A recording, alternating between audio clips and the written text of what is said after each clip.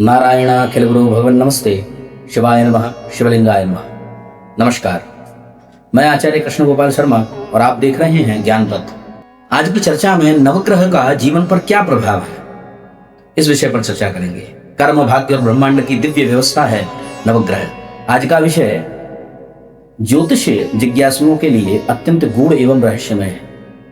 आज हम मूलतः नवग्रहों का मनुष्य जीवन पर क्या प्रभाव होता है विषय में चर्चा करेंगे। हम सभी जानते हैं कि इस ब्रह्मांड में सब कुछ एक अदृश्य व्यवस्था के अनुसार चल रहा है। हमारा ज्ञान, हमारी बुद्धि जहां तक उसे पहचानने और जानने का प्रयास कर सकती है, विज्ञान के द्वारा हम उसे समझ रहे हैं, लेकिन वो जो है उसका सूक्ष्माति सूक्ष्म विषय भी हम नहीं जान पाए।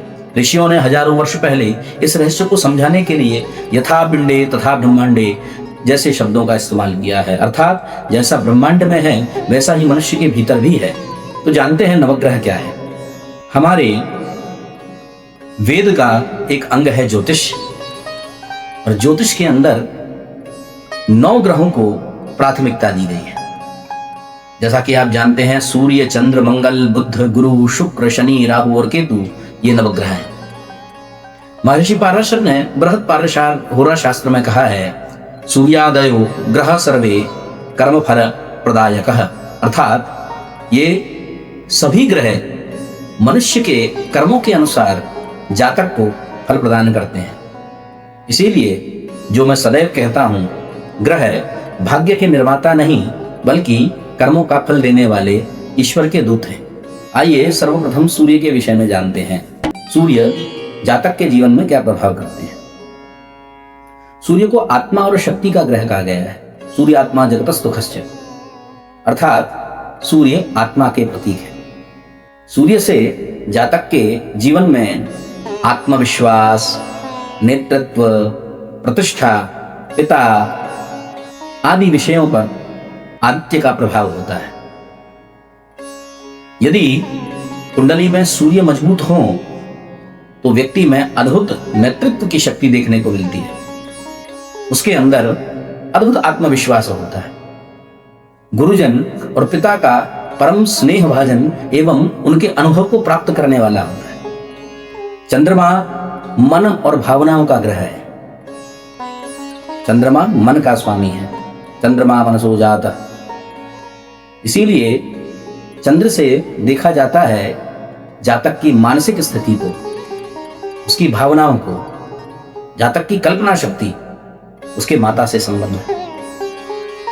यदि चंद्र मजबूत हो तो व्यक्ति संवेदनशील और संतुलित होता है। वो भावनाओं में कठिन से कठिन या अनुकूल से अनुकूल परिस्थिति में भावनाओं के वशीभूत होकर के भावनात्मक दृष्टि से कोई फैसले नहीं लेता, जिसके परिणाम अनुकूल होते हैं। कुल मिला के चंद्रमा भावनात्मक संतुलन का ग्रह है, जो कि जीवन में विशेष स्थान रखता है। मंगल शक्ति और साहस का परिचायक है। मंगल को ग्रहों का सेनापति कहा गया है, युद्ध का देवता भी कहते हैं। फलदीपिका में कहा गया है, कुजो बल पराक्रमः। मंगल का प्रभाव साहस, ऊर्जा, युद्ध कौशल, वाद विवाद, भूमि आदि विषयों में होता है। व्यक्ति के पास ज्ञान हो और ऊर्जा ना हो,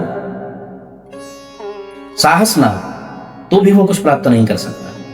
यदि मंगल संतुलित हो तो व्यक्ति अत्यंत साहसी और निर्णायक होता है। निर्णय लेने में देर नहीं करता और जो निर्णय लेता है उससे पीछे नहीं हटता। बुध बुद्धि और वाणी के ग्रह हैं। बुध ग्रह बुद्धि का प्रतीक है। वराह मिहिर ने बृहद जातक में कहा है, बुद्धो बुद्धि प्रदः।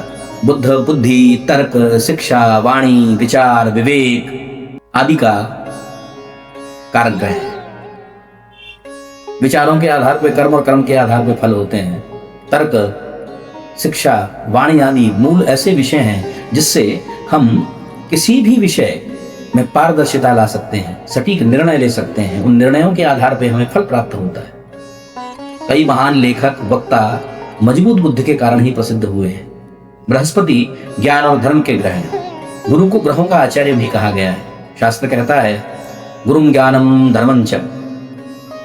गुरु से देखा जाता है ज्ञान, धर्म, संतान, भाग्य। मजबूत गुरु व्यक्ति को आध्यात्मिक और विद्वान बनाता है। ज्ञान से सब कुछ प्राप्त करना संभव है, इहलौकिक संपदा और पारलौकिक संपदा दोनों। शुक्र सुख और सौंदर्य के कारक ग्रह हैं। शुक्र सुख और आनंद का ग्रह है। शास्त्र में कहा गया है शुक्र सुख कला प्रदः। शुक्र से देखा जाता है प्रेम, कला, सौंदर्य, भौतिक सुख। यदि शुक्र संतुलित हो तो जीवन में सौंदर्य और समृद्धि आती है।